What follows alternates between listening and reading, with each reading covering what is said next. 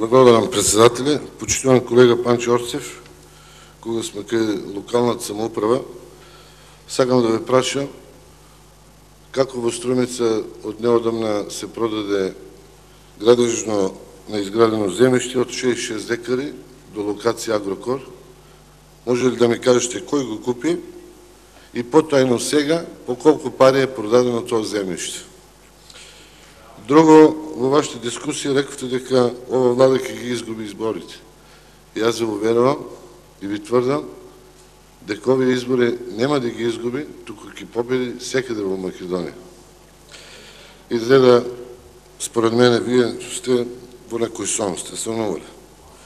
И друго, да кажам дека вашиот раководител во Струмица, кој раководи со тоа, не заборавајте, има 5 кривични пријави. Благодарам.